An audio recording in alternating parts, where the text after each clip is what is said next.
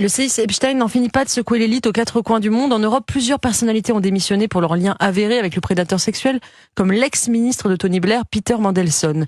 Mais en France, certains s'accrochent malgré la pression. C'est le cas de Jack Lang, mentionné 685 fois dans les emails d'Epstein. Ce compagnonnage avec le diable est plus que douteux. La défense de Jack Lang, elle, est pâteuse et inaudible. Il affirme n'avoir pas touché un centime.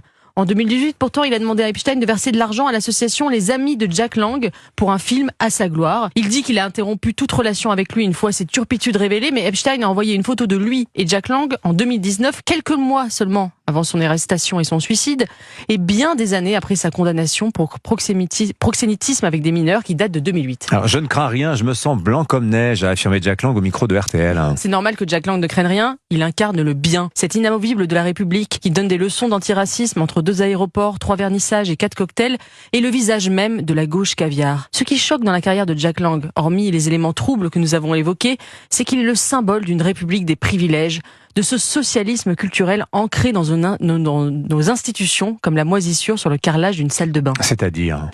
Jack Lang est devenu ministre de la Culture en 1981, moment où nous sommes passés, selon lui, de l'ombre à la lumière, grâce à l'élection de Mitterrand. Depuis, il n'a presque jamais cessé de squatter les ors de la République. Philippe Muret l'appelait le tâcheron galonné de la modernité caramélisée, le ministre des farces et attrapes. Après avoir transformé la culture en kermesse perpétuelle subventionnée par l'État, inventé la technoparade et l'abominable fête de la musique, il a échoué en 2013 à l'Institut du monde arabe, où depuis il plaide pour l'enseignement de l'arabe à l'école, qui a apporté selon lui bien plus aux Français que nos ancêtres gaulois. Aujourd'hui, Jack Lang a 86 ans et il est toujours à la tête de cette institution où il a été reconduit par Emmanuel Macron il y a 3 ans, alors que le président voulait y nommer Jean-Yves Le Drian.